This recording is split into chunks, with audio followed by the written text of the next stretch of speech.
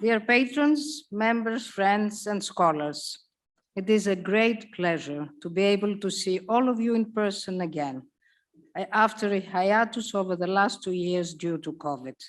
It is an equally great pleasure to have so many of you joining us online via Zoom. For those who have not met yet, my name is Zeta Theodoropoulou Polychroniadis, and I'm the chair of the Greek Archaeological Committee UK. Along with the whole of the GACUC team, I bid you the warmest of welcome to our tribute evening for our founder, Matti Egon. Before we commence, I would like to express our sincere thanks to the director of the Center for Hellenic Studies, Professor Gonda van Steen, and her team for welcoming us once again in this magnificent venue for our annual autumn lecture, and for collaborating with us to make this evening happen. We're delighted to welcome this evening's speaker, who joined us all the way from New York. Dr. Antonis Kotsonas is an associate professor at the University of New York, the co-director of the excavation at Lyktos in Crete, and a distinguished past scholar of our committee. Before the commencement of his much-awaited lecture, I would like to say a few words about what this special evening means to us all at GACUC, and follow this with a short video presentation by past scholars. This evening we present our 64th lecture, dedicated to our founder, Matti Egon, as the inaugural lecture in what we are hoping will become a new tradition of annual Matti Egon Memorial Lectures. Over 3.5 decades ago, Matti founded GACUC to promote Greek archaeology in the UK and to grant scholarships to graduates from Greece and Cyprus, giving them the opportunity to access the best educational institutions in the UK. She made it her personal mission and life's purpose to achieve these aims through her commitment and very generous funding. It is 2 years since Matti's passing, but we still sorely feel her absence, especially during evenings like this, when her magnificent presence and hospitality were experienced by one and all. We each have very personal recollections of our inspirational founder who gave us so much over so many years. May I therefore please ask you to honor Matti by standing to keep a minute's silence in her memory.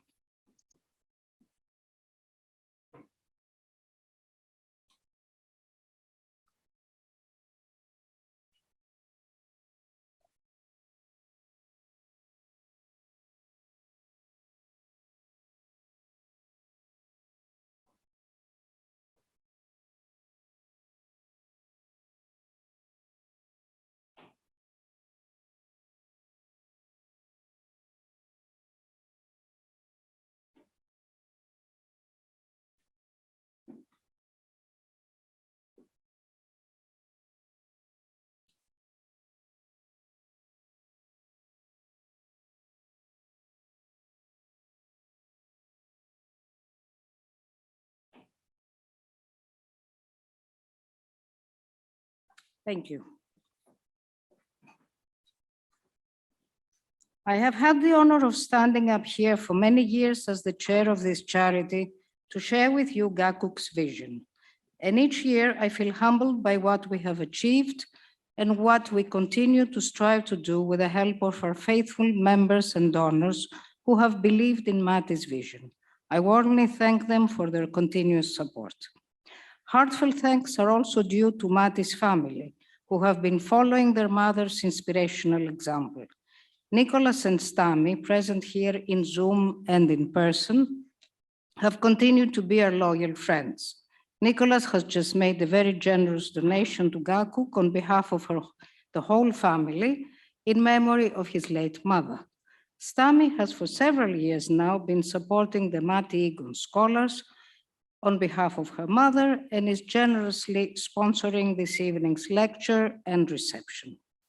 If time was not so limited, I would share many fond and personal memories of Matti and her inimitable drive, exceptional kindness, lovely sense of humor, and great charm.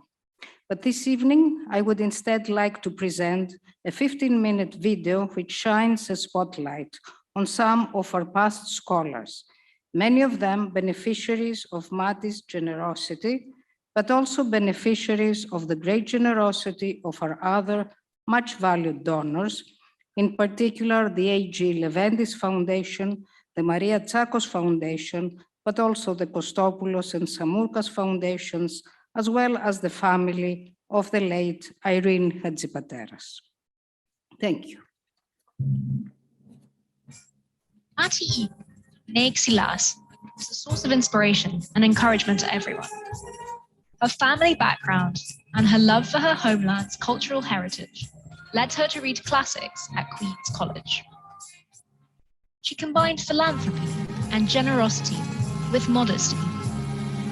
She had a soft spot for young people who were trying to pursue their chosen careers.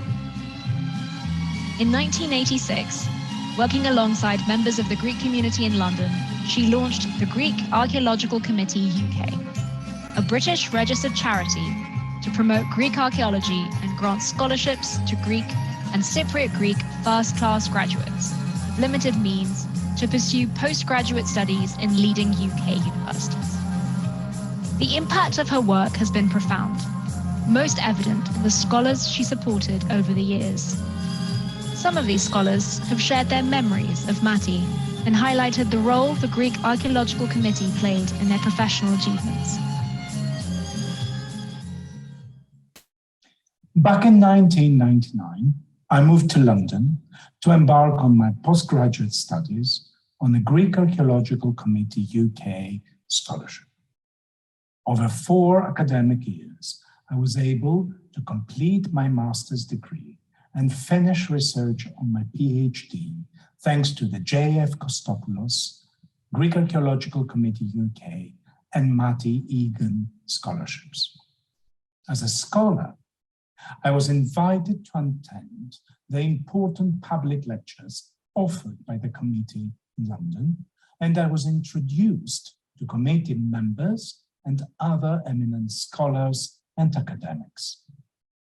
Such was the attitude of openness and inclusion inspired by the committee's founder, the late Matti Egon Xilas. The current council, chaired by Zeta Theodoropoulou Polychroniades, honors Matti's valuable legacy in face of considerable adversity, continues to disseminate information on archaeological work in Greece, and awards scholarships to Greek and Cypriot Greek students doing postgraduate studies in the UK. I am proud to have been such a postgraduate student, a Greek Archaeological Committee UK scholar myself, and I'm happy to be a committee member supporting such an admirable cause. I was one of the young scholars of the Greek Archaeological Committee UK in the years 2000-2003. I owe a great deal to Mrs. Matti Egon and the Greek Archaeological Committee UK. The committee generously sponsored my doctoral project on the Mycenaean cult of the dead, allowing me to become an expert in my field and subsequently pursue a successful academic career. With her passion for Greek and Cypriot archaeology and her great kindness towards young, promising students, Mrs. Matti Egon became a role model for me and a great source of support and encouragement. Her example will continue to shine as a lighthouse against the challenges faced by arts and humanities for years to come. I was a Greek Archaeological Committee UK and Matti Egon scholar from 1997 to 2001. Thanks to these grants, I was able to do my master's and PhD at the University of Sheffield and to become familiar with a different kind of archaeology than the one I had been used to back at Athens. My debt to both the Greek Archaeological Committee UK and Matti Egon is immense. I shall always treasure Matti Egon's ability to remember and to rejoice at not only my academic achievements along the way, but also about all personal and family details I used to write to her about. She is and will be missed greatly. I was a scholar of the Greek Archaeological Committee of the UK between 2005 and 2010 when I submitted my PhD on early Laconian sanctuaries. There are not enough words to describe Matti Egon, who was not only a patron for her scholars, but also a protectress throughout their professional lives. She was, and she still is, in my heart, my dearest, beloved Matti, and this is how I will always remember her. Matti, thank you for everything. Greek Archaeological Committee, thank you for everything. I was a Greek Archaeological Committee UK scholar between 2006 and 2011 during my master's in DPhil studies at the University of Oxford under the keen supervision of Professor Irini Lemos. It was thanks to the vision of Matti Egon and through her generosity and support that I, as well as an entire generation of archaeologists, succeeded to complete our studies in prestige universities of the United Kingdom and to continue serving the archaeology of Greece and Cyprus. I am currently an assistant research professor at the Archaeological Research Unit of the University of Cyprus, where I direct a highly competitive project funded by the European Research Council that investigates interregional and intercultural connectivity between the prehistoric communities of the Eastern Mediterranean with a budget of over 1 million euros. This achievement and my academic career overall would not have been possible without the support of the Greek Archaeological Committee UK. I am truly in debt to the committee's founder, Mrs. Matti Egon, as well as to the patrons and academic advisors for the support and encouragement. I also wish to congratulate the current president, Dr. Theodoropoulou Polychroniadis, as well as all current members for continuing the legacy of Matti Egon and to express the wish that this scholarship scheme that has supported me as well as dozens of other students will continue to contribute to the flourishing of our field.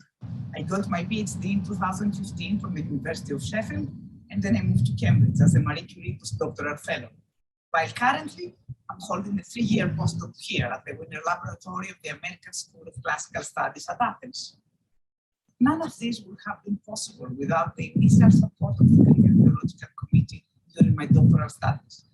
I was a fellow of the Greek Archaeological Committee between 2009 and 2013, and this generous funding allowed me to truly focus and complete time with my work. But most importantly, being a scholar of the committee feels like you belong to a loving family with constant personal support by all members of this group. And this is the true legacy of Matti Egon, one of the most kind and warm persons I've ever met. By building all this, Matti offered something much more than money. She offered her heart and soul to the support of Greek research and the researchers themselves. Thank you, Matti. We really miss you, but you will always be with us. I was a scholar of the Greek Archaeological Committee UK between 2010 and 2013 for 3 academic years during my PhD at University College London. Currently, I'm between an ERC postdoctoral position at University College Dublin that I have just completed and a Marie Curie postdoctoral fellowship at LMU in Munich that I will start from January 2023. The financial support of the committee, particularly during the height of the Greek crisis, was invaluable. What is more, the trust that Matti placed in us scholars made the committee feel like an extended family. Matti's faith in our studies at times when the humanities are continuously underfunded was extremely important. From the beginning, Matti was for me the face of the Greek Archaeological Committee UK, and in a way, she still is. I hold a PhD from the University of Nottingham, for which I received a scholarship from the Greek Archaeological Committee UK from 2012 to 2015. I'm currently working in academic publishing, and I'm also involved with the Greek Archaeological Committee UK as an administrative assistant. I first met Mrs. Matti Egon in 2012, and I was immediately struck by her kind spirit, her warm presence, her sweetness of character, and her passion for life. She has offered me her friendship and mentorship on numerous occasions. Of course, the Greek Archaeological Committee UK was her major contribution to Greece's and UK's cultural environment, But more than that, Mrs. Egon managed to create the extended Gakuk family. She always saw Gakuk members and scholars as her own family members, and this special relationship is reflected on the overall impact of her loss. I've been a recipient of the A.G. Leventis Foundation Scholarship from the Greek Archaeological Committee UK in 2012 upon embarkation of my postgraduate studies at the University of Sheffield. I was very fortunate to receive that one-year scholarship, for without it, it would not have been possible to undertake my Masters of Science in Archaeological Materials. That subsequently led to the completion of a PhD at the same institution and allowed me to further develop my training at the postdoctoral level and my current position at the University of Cyprus, as well as to establish myself in academia. I am deeply grateful to the Greek Archaeological Committee and its chair, Dr. Zeta Theodoropoulou Polychroniadis, for so kindly keeping our community of former and current scholarship recipients connected, and for her overall achievements and efforts in promoting Greek archaeology. Finally, I would like to express my deepest gratitude and appreciation to the late Matti Egon, a true lady whose generosity, humbleness, and kindness could be immediately spotted upon our first interaction. I was a recipient of Matti Egon I scholarship in 2012-2013 and of a scholarship in memory of Nicholas and Irini Hadjipateras in 2012-2013. I'm currently a research fellow involved in micromorphology in an ERC synergy grant between the University of Bern, the University of Oxford, and the Aristotle University of Thessaloniki. And we are here at the site of this Spilio under the directorship of Professor Kostas Kotsakis. Matti Egon was a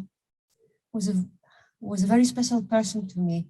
She supported me at some of the most difficult times of my studies during my PhD in England.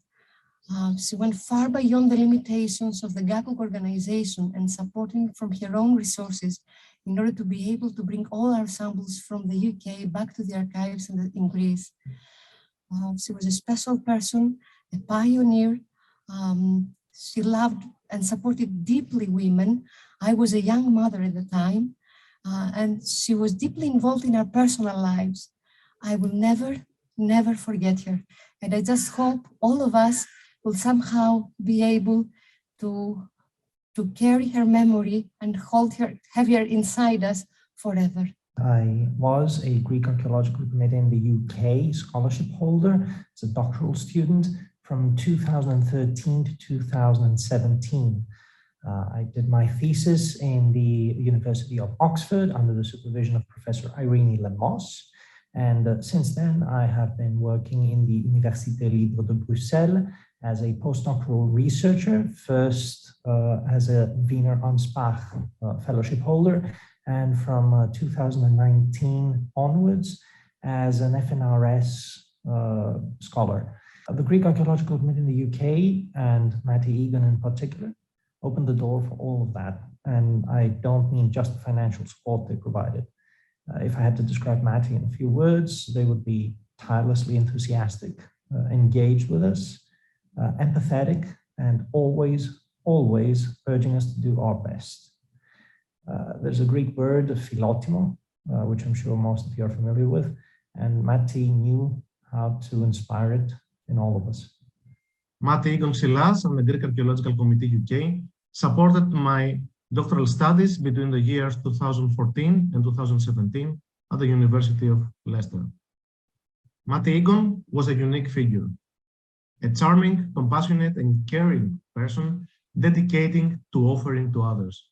She's greatly missed by those privileged to meet her.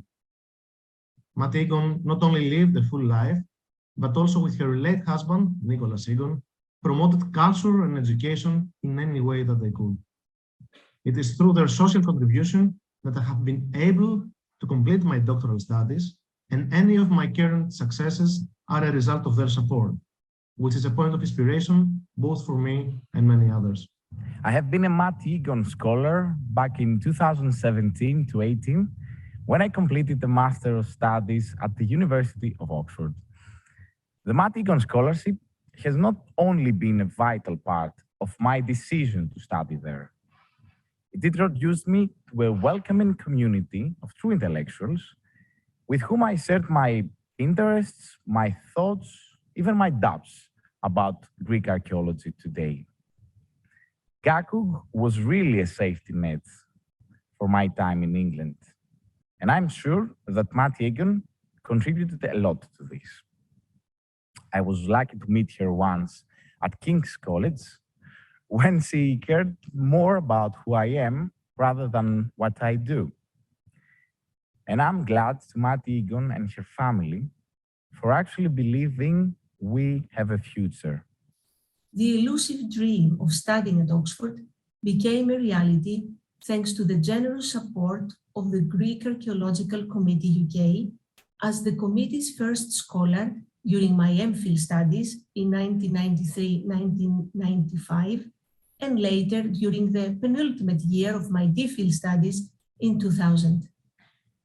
Studying in Oxford was undoubtedly a unique experience. Far from greatly enhancing my career opportunities, it certainly left a lifelong impression on my personality and the way I perceive this world. And all this became possible because of Matti Egon, the founder and first chair of the committee, who came into my life like a god fairy. And I mean this literally. I feel extremely lucky that I met her and learned through her attitude what is that really matters in this life. Her passion for knowledge, her kindness, her authentic concern for everyone will always be my lasting memory of her. Therefore, I greatly appreciate the efforts of everyone who safeguards and continues her legacy. Her children, Nikos Komninos Xylas and Stamatia Kotakis, and all the patrons, donors, and members of the Council of the Greek Archaeological Committee UK, especially her successors in the chair of the committee, Mrs. Liukalios, Professor Irini Lemos, and Dr. Zeta Theodoropoulou Polychroniadis. I deeply thank all of you. The Greek Archaeological Committee will continue to honor her memory by keeping her vision and lifelong work alive. To date, the Greek Archaeological Committee has granted 75 scholarships and delivered 63 public lectures. These scholarships are only possible through annual memberships and donations from individuals and institutions, 100% of which go towards the university fees of young, promising archaeologists, thus helping them fulfill their dreams. Support the Greek Archaeological Committee and help keep classical studies alive in the UK.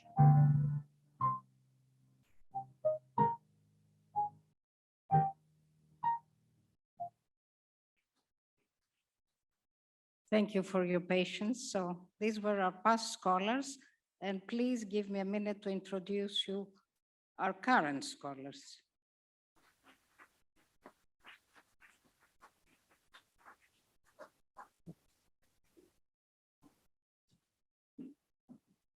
And now to the main event.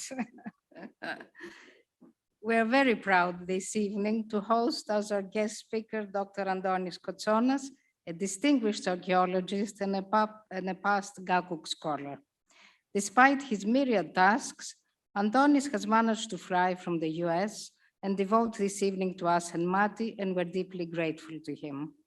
After having read history and archaeology at the University of Crete, he continued his graduate studies at Cambridge University, where he received his MPhil, and later on he was awarded his PhD by the University of Edinburgh. He started his academic career here at King's before teaching at the universities of Crete and Thessaly in Greece, Amsterdam, and Edinburgh. His work took him across the world to the US, where he was appointed assistant professor at the University of Cincinnati. Since 2018, he's the associate professor of Mediterranean history and archaeology at the Institute of the Study of the Ancient World at the University of New York. His academic interests focus mostly on the early Iron Age and Archaic period. His passion for archaeology and academic excellence has been recognized, and he has received numerous fellowship, awards, and scholarships from the Greek state the University of Cambridge and Edinburgh, and as just mentioned, from Gatwick. In addition to his teaching and academic supervisory experience, Dr. Kotsonas has spent the last decade contributing to the field of archaeology as a whole through undertaking museum curatorships, authoring multiple articles and papers, publishing monographs, and conducting fieldwork in Greece at the sites of Lefkandi and Eleftheria in Crete.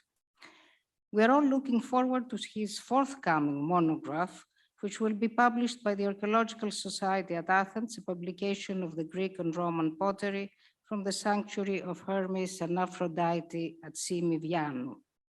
This evening, Professor Antonis Kotsonas will present an overview of the history and archaeology of Lyktos as the co-director of the Lyktos Archaeological Project under the auspices of the Archaeological Society at Athens since 2020. He will be bringing us fresh insights directly from the field and draw from the first results of the excavations. A talented archaeologist, a gifted teacher, Dr. Antonis Kotsonas will now take us on a journey to Lyktos. Ladies and gentlemen, Dr. Kotsonas.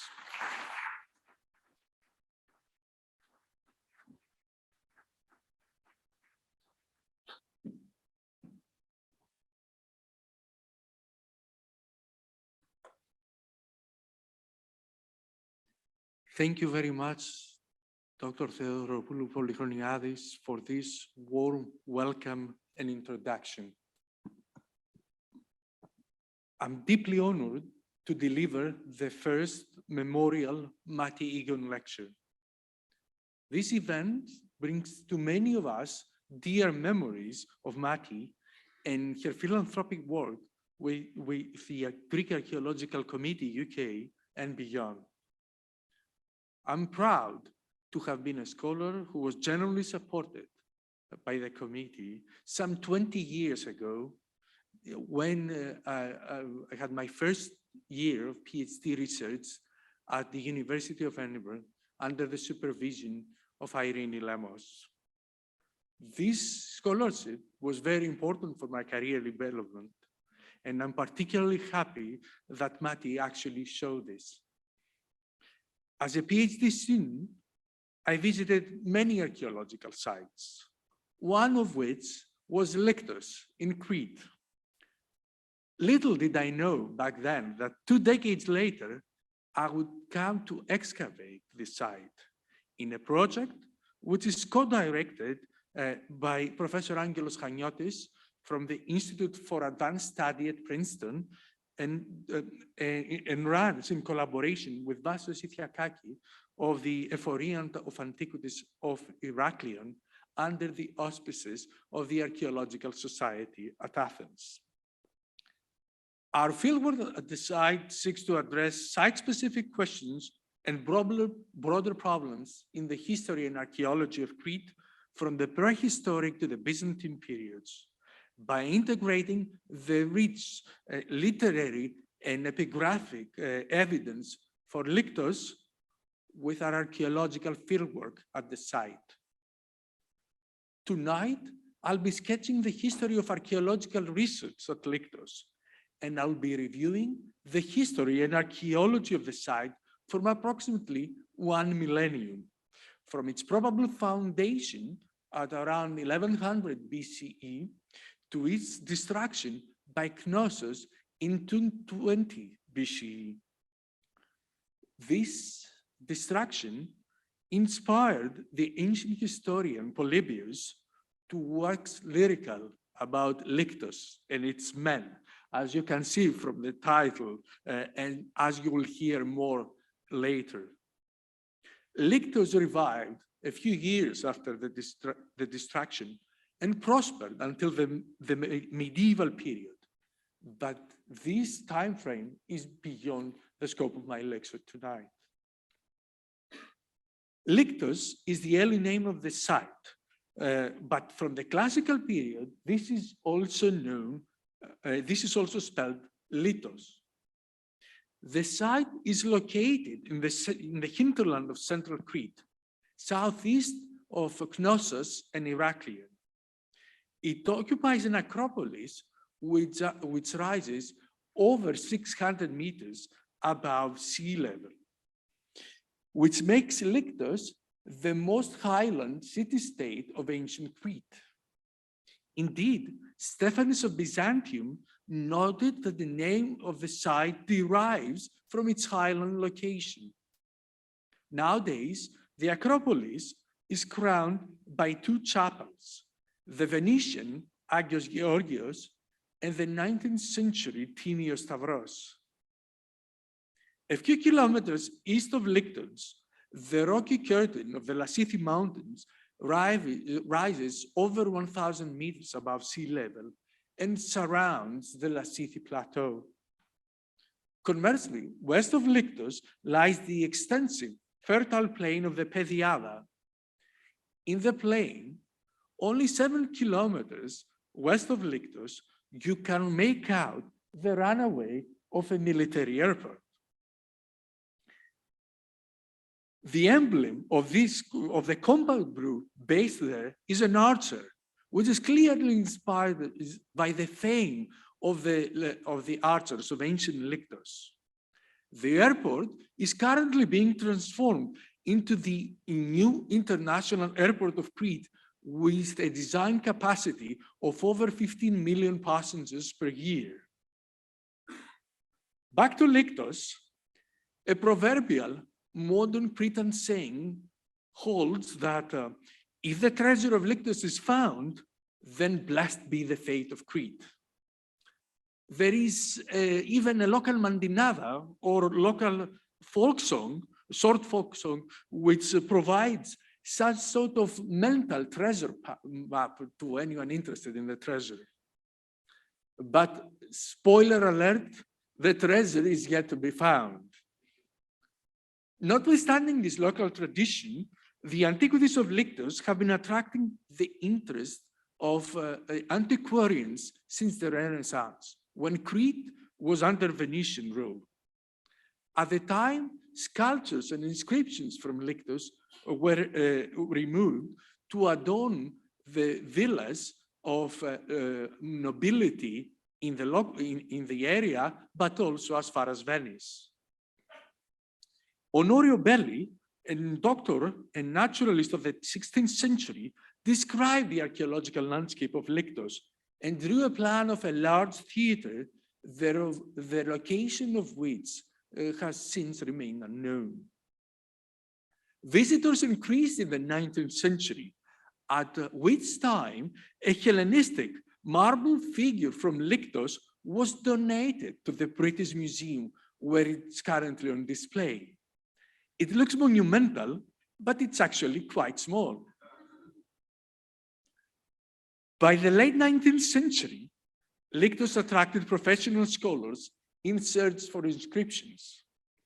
The first was the French Bernard de Souillet, who arrived in 1879. From the mid-1880s, the antiquities of the site attracted the attention of Federico Alber, Italian epigraphist and pioneer of the archaeology of Crete. Albert visited Lyktos repeatedly, conducted a small dig in 1904, and inspired further digs by Italian scholars in 1914, 1922, and 1924. The last project was by the famous Doro Levi, who would tell a local Cretan half a century later that he wished he had 30 more years to excavate Lyktos. At around 1900, many famous names of Greek archaeology expressed an aspiration to excavate the site.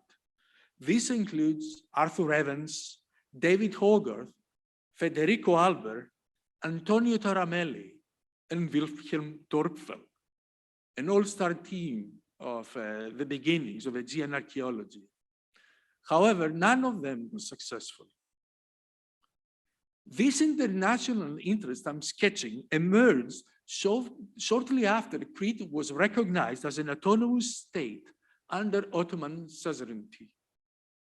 Evans was fast to claim Lyktos for the British, placing it second only to Knossos in the wish list he submitted to the High Commissioner of Crete. Musing with counterfactual history, Angelos Chaniotis was pondered on how different the archaeology of Crete could have been if Evans had put Lyktos first. Evans did not excavate the site, but he and David Hogarth, then director of the British School at Athens, visited the site and drew sketch maps of its antiquities. These maps preserve invaluable information which inform the design of our own fieldwork. International interest in Lyktos revived in the end of 1912, when Crete was about to be integrated into the Kingdom of Greece. British and Italian scholars applied for excavation permits, but the imminent political change led the effort, Stephanos Xanthoudidis, to advise against this. As he noted, quote, Lyktos is one of the few large archaeological sites on Crete, which is hoped to yield important monuments of Greek antiquity. It is not impossible that the Archaeological Society and Greek archaeologists will find the means to conduct fieldwork at the site, while so many other sites are excavated by foreign schools, unquote. It took us more than a century, but we are currently working to turn the vision of Xanthoudidis into practice at our own excavations at Lyktos, which are indeed under the auspices of the society as he envisaged.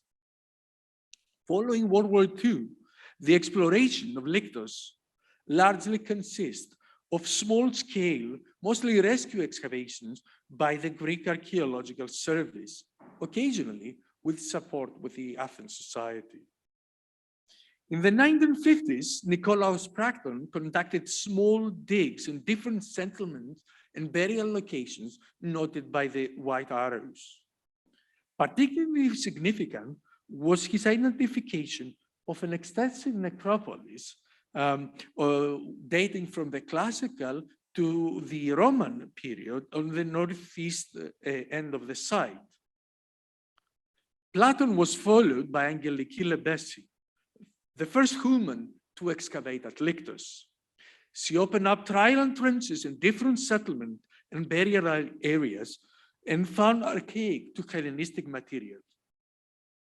This thicker red arrow marks one of these areas which produced intriguing finds that inspire me to go back and excavate on the spot. In the early 1980s, Georgos Rethemiotakis conducted the first extensive excavation at Lyktos and exposed the monuments, the few monuments which are visible to visitors today. These monuments include a Roman bouleuterion or assembly hall, which is currently excavated by Angelos Chaniotis. Here is the photo from the old excavation. A monumental building with apses, which was noted on the sketch maps of Evans and Hogarth, a Hellenistic house and a Roman portico. In 2007, the Greek Archaeological Service, especially Kalliopi Galanaki, organized an international conference dedicated to Lyktos. This was the occasion when Angelos Chaniotis, Vassos Ithiakaki, and myself met for the first time. It was some sort of déjà vu when we returned to Lyktos in 2019 to design the new fieldwork, me being behind the camera on this photograph. With this happy moment, I close my overview of past research at Lyktos. Notwithstanding its importance, this past research has left the site little known among both specialists and the general public. Indeed, yet Lyktos or Lyktos has emerged as a considerable commercial brand name. Indeed, you find this name on different foods from feta to gyro, on different liquids, including the fabulous oils produced at the site. Also, you could book your summer vacations at the Lyktos Beach Hotel or invest your savings under this brand name. Much as I enjoy this panorama of current engagement with ancient Lyktos, I'm more interested in the antiquity of the site, and especially in its history BCE, which is the main topic of my lecture tonight. For the rest of this lecture, I'll be sketching the history and archaeology of Lyktos from the late 2nd to the late 1st millennium BCE, drawing from the first results of our excavation. These excavations commenced in 2021 and have targeted 4 areas. 3 of these areas are on the Acropolis of the site. On the highest point, marked in red, Vassos Ithiakaki is excavating a Byzantine basilica in Sector C. A bit lower lies Sector B, shown in yellow, where Angelos Chaniotis is excavating the Roman Assembly Hall. Because of my interest in the earlier phases of the site, I avoided the hilltop, which was monumentalized in Roman times, and I targeted the upper north slope, which was sampled by Angeliki Lebesi precisely half a century earlier. This is Sector A, marked in blue. Here is another view of the 3 sectors on the Acropolis of Lyktos. The excavation of Sector A at the location Vorina has yielded early Iron Age material and even more archaic and classical material, but also some Roman and Byzantine remains.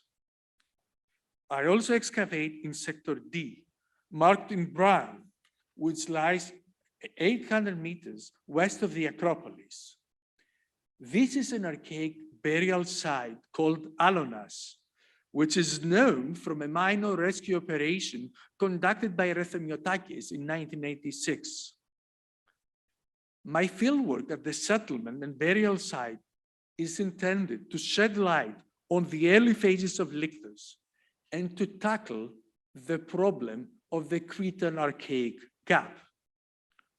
This name, which was introduced by the great Nicholas Coldstream, designates the low archaeological visibility of Crete in the 6th century BCE, which contrasts the flourishing of the island's material culture in earlier and later periods. The problem of the archaic gap has puzzled scholars for nearly a century and has found its way into recent textbooks on Greek history and archaeology, including one by James Whitley. Traditionally, the gap was treated as a genuine historical phenomenon in need for actual historical explanations. However, I feel that the gap is shaped to a considerable extent by methodological problems in the design and practice of archaeological fieldwork and finds research. And I hope to address them through the problem-oriented fieldwork we are developing at Lyktos. My overview of the archaeology of the sites starts with a fundamental question. Does Lyktos have a prehistoric past? Arthur Evans and other early scholars found the possibility attractive in the light of references of classical literature, such as this one by the historian Polybius, who commented on the antiquity of Lyktos. Also by lexicographic references to a pre-Hellenic name for the site, and also mythological genealogies which treated the eponymous Lyktius as a grandfather of the famous King Minos. A prehistoric past for Lyktos has also been deduced from the attestation of a related place name in linear bead tablets from Knossos and on an inscribed statue base of Amenhotep, the pharaoh Amenhotep III at Komeletan in Egypt. It is unclear, however, if Rukito should be identified with Lyktos and not with Lykastos, another site in central Crete.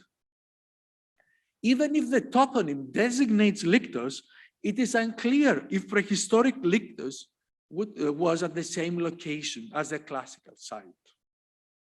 Indeed, Rethemiotakis has suggested that Lyktos may have been the name of the prehistoric settlement at Maya, this famous site, which lies northeast of Lyktos.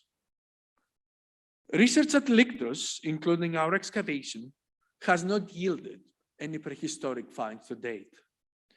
A Minoan siltstone and lead figurines, which Evans traced to Lyktos, could be from some site in its immediate vicinity. The Pediada survey, an extensive surface survey conducted by Nikos Panagiotakis in the 1990s, revealed a number of Minoan sites near and especially south of Lyktos, which you can see on this map created by my student, Christina Stefano.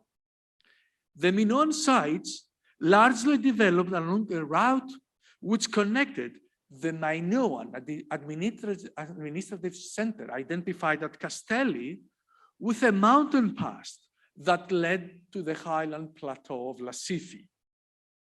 Evans had speculated that a prehistoric road connected the Pediada to Lassithi through this pass. A strikingly different pattern emerges in the beginning of the first millennium BCE. Habitation is concentrated almost exclusively on the Acropolis of Lyktos, and the same pattern was observed by a different survey project, the Galata survey, on hilltops in the northwest part of the Pediada plain. It is possible that Lyktos was founded after the collapse of the Aegean palaces at around 1200 BCE, at which time there was a major reconfiguration of the Cretan settlement patterns. In this period, many Minoan coastal and lowland sites like Castelli and Maglia were destroyed or abandoned. The population of these sites moved to defensible locations, an extreme example of which is the site of Carfi that lies east of Lyktos and has been excavated by the British School at Athens. But Carfi was short-lived, and by 1000 BCE, its population have moved to other nearby sites, perhaps including Lyktos. The population of mobility of this period may have also involved non-Cretans. Indeed, ancient authors emphasize that Lyktos was founded by Peloponnesians, especially Spartans, sometime after the Trojan War, and I will return to this tradition shortly. The possibility that Lyktos was founded circa 1200 BCE relates to a tantalizing reference of Hogarth to late Mycenaean tombs on the west end of the Acropolis. His observation recalls the identification of 12th century surface pottery further east on the Acropolis by Christoph Nowitzki. Our excavation at the settlement site of Vorina yielded ample evidence for the early Iron Age. The evidence comes from a deep sounding,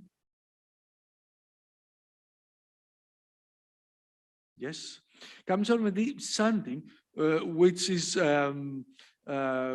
located between a Roman monumental wall and the Byzantine fortification circuit. Reaching down to bedrock, which was roughly 2 meters from the surface, as you can see from this picture. Look at our workmen standing there. So at the bottom, just before bedrock, we came across a thick layer of the early Iron Age. This layer was rich in pottery and organic materials. But so far, it has yielded no architectural remains, no structures. This period, the early Iron Age, the early first millennium BCE, must have been a heyday for Lyktos, as the city was celebrated by both Homer and Hesiod.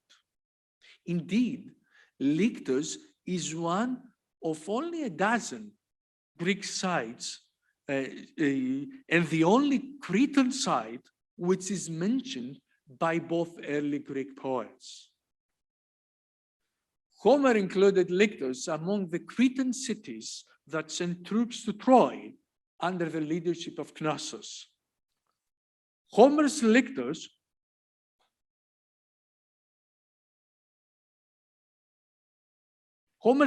is well built and is the home of Koiranos, who died at the hands of the Trojan hero Hector. Koiranos is the only Cretan companion of the Cretan king Idomeneus and Meriones, who is mentioned in the Iliad.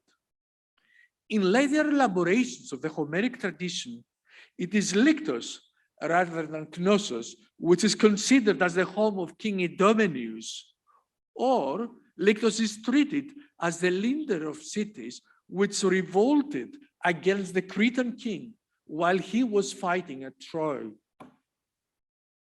Lyktos is even more important in Hesiod's Theogony, where it is acknowledged as the birthplace of the supreme god Zeus, and has been called the Bethlehem of antiquity. Hesiod explains how the earth and the sky sent Rhea to Lyktos to give birth to Zeus in secrecy from her husband Cronos, who was devouring his children, having received the prophecy that one of them would dethrone him. Following his birth at Lyktos, Zeus was taken to a cave. Hesiod says on a cave at the Aegean Mount. Scholars have proposed to identify this cave with that of Psychro, east of Lyktos on the Lassithi Plateau. This impressive site housed a cave sanctuary which attracted precious offerings in Minoan times, but declined thereafter. And this decline undermines its identification with the cave mentioned by Hesiod. Turning back to archaeology, the Pediados survey suggests an exceptional spread of 7th and 6th century satellite sites around Lyktos, probably farmsteads or hamlets. I think such a spread may be somewhat exaggerated, and I see two methodological issues here. First, the archaic phase of the survey lumps together the 7th century, which is a period for prosperity for Crete, with the 6th century, which is the time of the archaic gap. Second, I suspect that the dates given for these sites, which rely on material that remains unpublished, largely depend on the relief pithoi or storage vessels. Cretan archaeologists typically date these vessels broadly to the archaic period, even though the manufacture of these vessels persisted to the Hellenistic period, often in archaizing style. This suspicion would explain the contrasting pattern of the classical period, which seems to involve the near disappearance of the satellite sites from around Lyktos. In any case, the pithoi make up the most widely known artifact class from Lyktos and suggest a prolific local industry of artistic merit.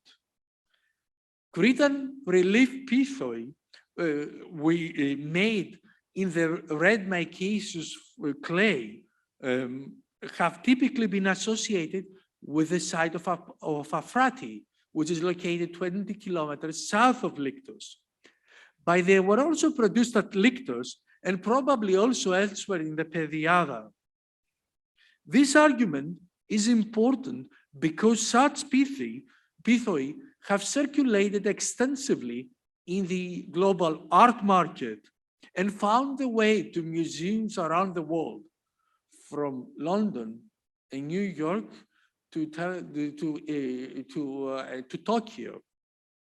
Interestingly, the ancient local tradition of pithos making re-emerged in the Venetian to modern times by the traditional potters of Thrapsano, a village located 10 kilometers west of Lyktos. Archaic Lyktos may be illuminated by the exploration of the archaic cemetery at the location Alonas, west of the Acropolis, on the fringes of the modern village of Lyktos. Significantly, this is one of the extremely few flat areas around the Acropolis. See the relief elsewhere on this map.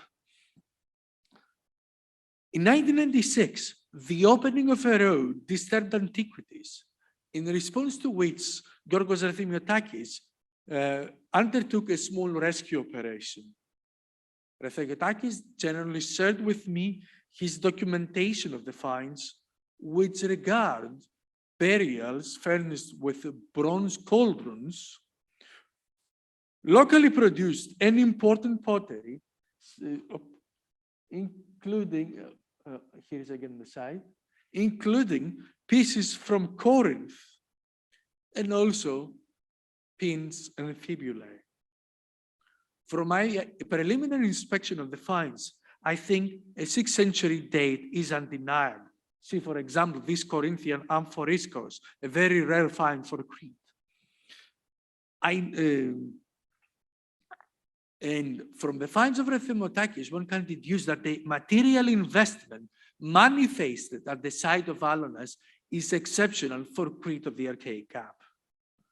A new fieldwork at the site involves the first systematic excavation of a cemetery of this period, and is designed to produce a comprehensive understanding of it, including the burial customs and also performance at death.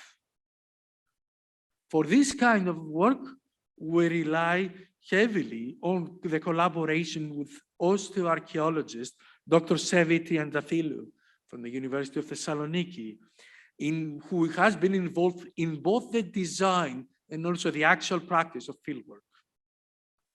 Currently, most finds, however, that date from the Archaic and Classical period come from Sector A on the Acropolis. From her trial friends in this area, Lebesi had tentatively identified a public building dating to the 5th century, which sat on top of a layer of the 6th century. Her finds included a fragmentary archaic inscription, much archaic and classical pottery, and a deposit of animal bone. I was intrigued by these finds, and through archival research, I realized that 2 other archaic inscriptions, generally provenance from Lyktos, came specifically from Vorina. Also, through a preliminary study of the pottery finds of Lebesi, I identified Attic red figure and black figure material, such as the pieces shown here, Laconian and Corinthian imports, in addition to local wares. This combination of finds is rather exceptional for the archaeology of Crete of the Archaic Gap, which is why I decided to go back and excavate at Vorina. My working hypothesis originally followed the idea of Lebesi, that the public building was located on the spot, particularly since the Cretans of this period used to carve their laws or public inscriptions on the walls of public buildings. We could only speculate if that building would have been an Andrean or a cemeterion of Lyktos, as described by the 3rd century BCE author Dosiadas. According to Dosiadas and other textual sources, the Andrean was a fundamental institution of ancient Crete. This is where men dined together and deliberated politics. In the last few decades, there has been some sort of frantic archaeological search for the Andrean in Crete, which parallels the search of Minoan palaces by prehistorians of Crete. However, unlike the numerous Minoan palaces discovered to date, the Cretan Andrean remains elusive, despite well-argued suggestions for identifications at different sites, including the site of Azoria in East Crete. The new excavations at Vorina have complicated our working hypothesis in fascinating ways. We rediscovered the wall identified by Lebesi, but we found that it's probably Roman in date, and also that it does not belong to a roofed structure. Yet this structure is cut deep into thick layers of the archaic and classical period, which extend throughout the area and are exceptionally rich in ceramics, including fine wares and also animal bone. These layers can be associated with a long curvilinear structure, which we have started revealing to a height of over ½ meter. And this is very considerable for the standards of the architecture of the period. And the wall keeps going down. It's really remarkable. Also, curvilinear walls are very rare in Crete throughout antiquity, and the function of our wall remains to be determined. The local pottery found in association with it includes especially open vessels, lekane, and cups, but there are also other vessels, including pithoi with relief decoration, like this head of a sphinx and this head of a panther, which you see. Even more impressive is perhaps the range of Attic pottery, including black and red figure, white ground, and black gloss vessels of the 6th to 4th centuries BCE. The fragments can be ascribed to well-known vessel types, and some of them even to specific workshops and hands of painters. Drinking and mixing vessels abound, and the most impressive piece is this leaf fragment of Dinos, the 7 decoration of which we can reconstruct from these well-preserved comparisons. When filled with wine and water, the vase would give the impression that the ship, which is painted on the lip, is basically sailing through the wine, thus recalling the Homeric description of the wine dark sea. While Attic pottery is widely exported in the Mediterranean, it is thought to be thinly represented in Crete for most of the 6th and the 5th centuries. This makes the discovery of copious finds at the inland site of Lyktos all the more striking and raises questions over the use of the area we are excavating. I'm not in a position to provide a clear answer at this very early stage of our research. However, an international team of specialists is involved in the study and interpretation of our finds, including the copious archaeobotanical and zooarchaeological evidence we have been recovering. A preliminary impression I can share is that this material may not be ordinary settlement debris. This is also indicated by the discovery of evidence of private writing, which is very rare in archaic and classical Crete. This is a painted inscription, and this is an inside inscription. And from painted inscriptions, we have less than 5 specimens from throughout Crete through the entire period I'm discussing. Other finds include a piece of worked bone, which has been shaped into an animal head, a frog or a bag or something like that. And this terracotta plaque, which shows the lower body of a female figure. Such plaques are known from elsewhere in the Mediaeval and from around the Lassithi plateau, and they have been taken to depict the goddess Athena. This is particularly interesting because an inscription names Athena as the Polyad divinity of Lyktos in the Hellenistic period. We should therefore expect a sanctuary of Athena somewhere on the Acropolis. Nevertheless, our finds from this site, which have clear cultic association, are not numerous enough to encourage us to speak of a sanctuary at Vorina. In any case, the quantity of archaic and classical material recovered from this area calls into question an argument which was put forward a couple of decades ago, and which held that Lyktos of the pre-Roman period was, quote, a phantom city, unquote, which consisted of scattered villages with no central nucleus on the Acropolis, which was monumentalized in Roman times. The finds at Vorina clearly challenge this impression already at this stage of our research. They show that considerable activity and considerable investment went into this area already from the archaic period, if not earlier. The finds from this area also include pieces of craters or mixing bowls from Laconia, the region of Sparta. Although such vessels are amply attested in Crete and beyond, their discovery at Lyktos brings to mind the tradition which treated Lyktos as a Spartan colony.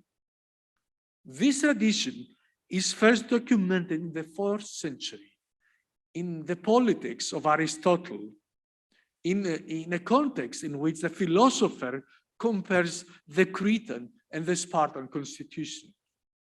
The text implies that the mythical, famous Spartan lawgiver Lycurgus may have spent some time in Lyktos.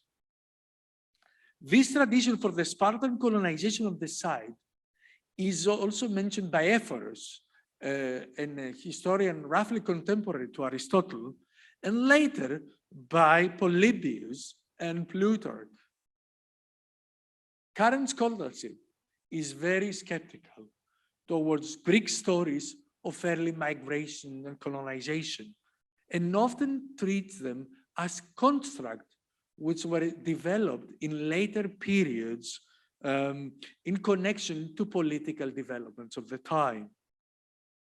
Such a development is attested at Lyktos in the 340s BCE, at which time the Spartans sent an expeditionary force to Lyktos to help the locals retake their city from the Knossians and their mercenaries who had captured it momentarily.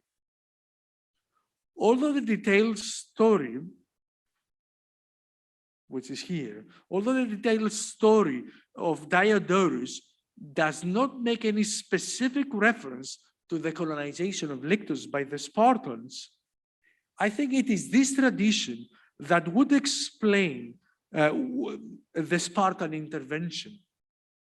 After all, the Spartan expeditionary force had been assembled to be dispatched to the aid of the Spartan colonies of Taras, modern Taranto in southern Italy. The diversion of this expeditionary force to Crete seemed to me to lend support to the hypothesis that there was a credible tradition of Spartan and Lyktian kinship which dated before the 4th century BC and was shared by people in both communities. It's not easy to establish how early this tradition was. However, Pausanias mentioned that Lyktians and other Cretan mercenaries helped the Spartans in the Second Messenian War in the early 7th century BCE. And it was actually these Lyktian archers who captured the famous Messenian leader Aristomenes. Interestingly, an archer appears on an archaic pithos from Lyktos. And the choice is interesting because archers are otherwise not attested in the rich repertory of Cretan relief pithoi. It is striking that the pithos, which was published only recently, basically mirrors the emblem of the combat unit I mentioned earlier, which is stationed a few kilometers away. Additionally, scholars think that it was Lyktian warriors that dedicated bronze belly guards at the sanctuary at the site of Aprati, south of Lyktos, circa 600 BCE. And they argue so because this sort of armor is inscribed in the Lyktian alphabet and is designated as spoils of war. By these dedications, Lyktian archers may have intended to advertise that they beat the pants of their enemies. From the Hellenistic period, the fame of Lyktian archers and other warriors reached beyond the island, as deduced especially from literature. The Alexandrian poet Callimachus places one of these men, Menitas, in North Africa. And while a Hellenistic tombstone places another Lyktian soldier in Thessaly, northern Greece. By this period, Lyktos was protected by a fortification wall, which probably surrounded the Acropolis. Parts of this circuit wall were exposed on the northeast slope after an exceptionally heavy storm in the winter of 2020. We observed that the best preserved part of the monument is made of large, roughly hewn blocks, but other parts show different building styles, which seems to be indicative of different chronological phases. I'm tempted to identify a reference to this monument in what is probably the most dramatic description of an episode of the ancient history of Crete to survive in our textual sources. In this passage, which is the passage that inspired the title of my lecture, the historian Polybius describes how in 221 or 220, the Knossians conducted a stealth operation while the Lyktian army was away from home at some sort of expedition. The Knossians seized Lyktos, carried away the women and children, and burned down the city. Polybius adds that when the Lyktian army returned, they refused to walk into the city, but they lamented by walking around it. This is the part in red. I take this to mean around the city wall, which protected the city. the monument which we have traced. In any case, Hellenistic settlement context, basically parts of houses excavated by Platon, Lebesi, and Rethemiotakis at different parts of the Acropolis have been found to show a distraction layer which has been associated with this destruction of Lyktos by the Knossians narrated by Polybius. Interestingly, satellite sites around Lyktos show a pattern of partial discontinuity from the Hellenistic to the Roman period, which may also relate to the Knossian destruction. In any case, we know from epigraphy that Lyktos was rebuilt within a few years, and it flourished for nearly one more millennium. But this story is for another time. This brings me to my conclusion. In this overview of the history in archaeology of Lyktos, I hope to have shown that although our fieldwork has just begun, it has established that the site is not the phantom city previously envisaged. We have not found the proverbial treasure of Lyktos, but we are developing problem-oriented research which can address major questions in the history and archaeology of Crete and the Aegean. And this research will hopefully shed light on the history of the brave men, but also of the women of the ancient city. But this is only made possible thanks to the hard work of a big team. Besides those mentioned already, I'm singling out here my field director, Dr. Cicek Bibi, and the work of Christina Stefanou and Dr. Giorgos Tsolakis, who had key roles in the design of the project.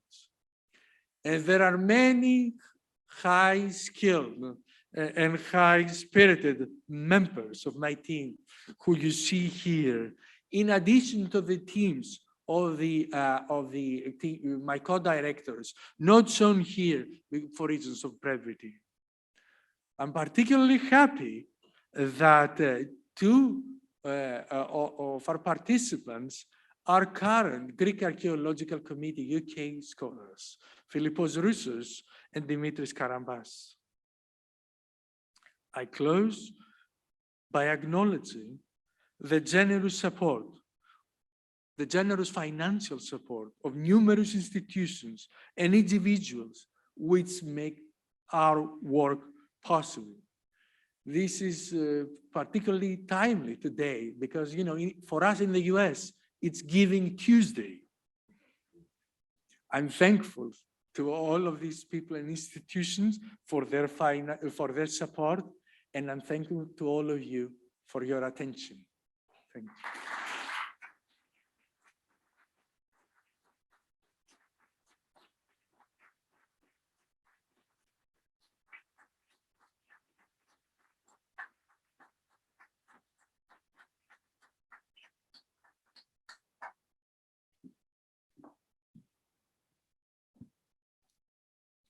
Dear Chair, Madam, ladies and gentlemen, members, patrons, and scholars of the Greek Archaeological Committee UK. My name is Irene Limos, and I am the academic advisor of the committee. Tonight, we all miss our beloved Matti. I cannot believe that she's not sitting as usual at the front row with her gentle smile and radiance. We do miss her terrible, but I think that she would have been so delighted and proud tonight, as I am, hearing the wonderful lecture by one of our past scholars, Professor Adonis Kotsonas, and one of my most talented students. We visited with him the ancient site of Lyktos and discovered some of the archaeological findings revealed by Professor Kotsonas and his team, and we have heard that some members of his team are with us today, some of his young students working with him. Tonight, we learned from Professor Kotsonas about the legacy of the site handed over by the ancient written sources. From them, we hear that Lyktos was one of the most significant cities of ancient Crete until the Roman period, when it was destroyed by its neighbors at Knossos. And we heard from him how dramatic was that event for the city. Research at Lyktos has only started, but nevertheless, the finds so far have attested to the importance of the site as noted by the ancient sources. The other teams working at the site have found important confirmations regarding the history of Lyktos in the Roman and the later periods. Periods which, however, are well known from the discoveries in the rest of Crete. The importance indeed of Professor Kotsonas' discoveries lay in that he has excavated significant evidence of a flourishing town during a period which in the past has been a vacuum. This is very exciting indeed, because the new discoveries will fill an important gap for the archaeology of Crete, and in particular the 6th and the 7th centuries BC, a period which is little known, in great contrast of the earlier and later periods of this rich in discoveries island. We are thankful to Professor Kotsonas and his team to take the initiative and to start timely excavations and research at Lyktos using interdisciplinary methods and the state-of-the-art current approaches of the discipline. The results are already spectacular, and we look forward for the continuation of his research, and we hope he will come back to speak to us about them. Adonis presents us with a great lecture tonight in honor of the memory of our founder, Matti Egon, and we are very thankful to him. But if I may say, I'm personally very thankful to our chair, Madam, Dr. Zeta Polychroniadis, who has managed to organize this event after such a long gap. And it is so wonderful, Zeta, that you put all things together. And we are very thankful for both of you for that. Thank you very much.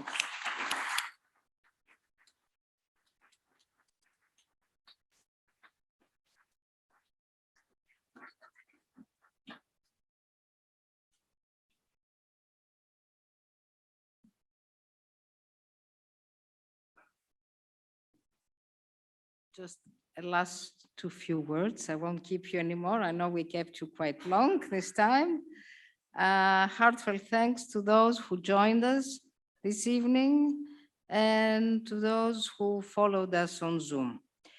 The original intention was to have a dinner for all Gakuk friends, but however, the overwhelming response of numbers and the post-COVID regulations, health and safety regulations at King's does not permit us at present to do so. We are, however, delighted to invite you to drinks. The bar is on the in this hall, and there is a buffet located at the entrance hall, so you're encouraged to please serve yourself and have a drink and come back into the hall and let us raise a glass of wine in Matti's memory. Thank you very much for coming. Thank you.